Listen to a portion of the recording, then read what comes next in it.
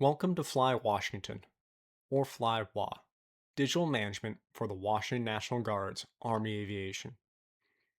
Today we'll be covering a few very important topics for users: how to log AFTPs and check your logged AFTPs, as well as check some pertinent user information.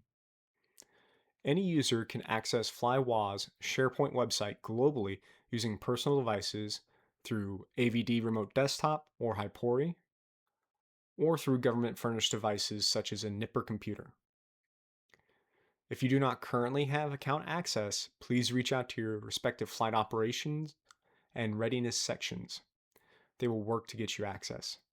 In the interim period, flight operations and your readiness section can log AFTPs on your behalf. This is the homepage for FlyWA. There will be a later video on the channel that will go over all the links, cool features, and abilities that we have built in here. But today we're going to focus on the immediate upper left-hand side here under flight operations. So say we are CW5 Sky King, and we're coming in for our flight today and we need to log an AFTP because, well, we prefer to be compensated for our time. We're going to come down here under flight operations and we're going to click on log, submit, and AFTP. That's going to bring us here to the FlyWA AFTP log form. It is now a single form rather than a pre and post flight. It's just one form. There are some important notes here that I highly encourage all first-time users to read before they submit on their own. But today I'm going to walk you through the process kind of step by step, and we'll be hitting all those points. So we're going to come down here to our PID, our personnel identification number. It's going to begin with a first and last initial, and then the last six of your social security. When I said PID, if you were questioning what is my PID, I don't know if I have a PID, just go see flight operations. They'll help get you squared away. They'll remind you what your PID is, or if you're not in the system, they'll make sure you get added and that your PID is updated. All right, so CB5 Sky King got his PID in there. It's 123456. Don't go running around telling everybody that. He'd be pretty upset. We're going to come down. He's going to go to Facility 1 today. He's going to select Facility 1 for the AFTP start date and time. He gets in a little early, but not too early. He's planning on coming in around 9 a.m. today and then leaving at 5. Logging a double, flying about 2 hours.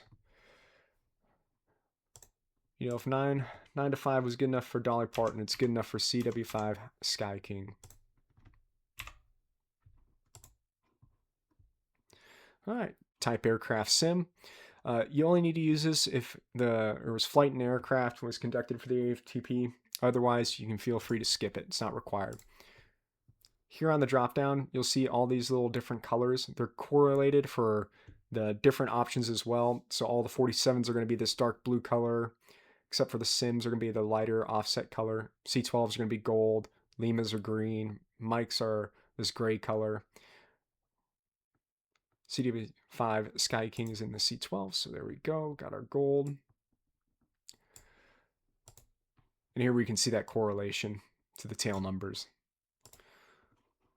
Makes it a little bit easy on picking out the exact tail number and everything else as you go through. He's going to log a 2.0 today, so we'll put that in for our flight hours for record keeping. Category AFTP, C12. And CW5 Sky King, he didn't do anything unless it's a double. So there's his double. And he's going to mark yes because he already got pre-approval from operations to log a double. He's going to hit submit. And it's submitted. We're going to close out and come back to the home page. All right, so CW5 Sky King has logged his first AFTP. And, you know, for some reason say that he made a mistake or, you know, a change needs to occur. They weren't able to fly the 2.0 because of weather maintenance, and he'd like to update the information on the AFTP or needs to update that information. Just annotate the change on a sticky note, let flight ops know, and they'll update the AFTP and they'll master log. All right, so we logged our AFTP. Let's show how a user can check that and double check any information that's currently in the personnel database. So we're going to come back here to the home page. We're going to come on down to check logged AFTPs. We're going to click on that. It's going to bring us to an Excel spreadsheet. It runs in browser. I would recommend always opening the Excels in desktop, and you can do that through kind of two means. Go File, Info, Open in Desktop, or over to Editing, Open in Desktop. However you get there, doesn't matter to me.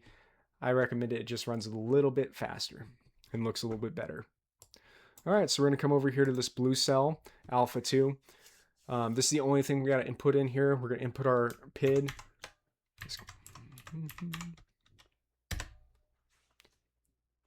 All right, our information auto-populates. Last name King, first name Sky. There's our rank. Yep, pay grade correct. UIC's looking good. Pantry base date. AVIP orders. ATP authorization code. Yep. Max annual 72 AFTPs allowed. Reading card file. He's listed under C12s. 2902. 31 January. ALC date looks good. He's logged 2 AFTPs so far this FY. His single AFTP pay is $402 and then double as well, $804. And this is where having accurate information is really key for users. That way they can get an accurate estimate of what they get paid and then also what's get taken out of the AFP budget. All right, then we can come down to the log here, and this is going to display all the log AFTPs for the FY for CW5 Sky King. And here we go. AFTP log number, just the sequencing number of what it was logged. So it's number 236 logged. At facility 1, start date and time, 9 to 5, looking good. C12s, yep, and most importantly, double. So all that information is correct. CW5 Sky King doesn't need to talk to flight ops. With this, sometimes info can be stale, as servers can be a little slow to refresh or fail to refresh sometimes. So if information in the AFTP log doesn't readily display and you need that speedy response, you want to double check, just contact flight ops, shoot them an email, give them a call. They can help you out there and give you that real in-time information. Well, I hope this has been helpful. If you have any questions, please leave a comment below the video and I'll try to answer them when I got time, or stop by flight operations and your readiness sections. They'll have more information as well.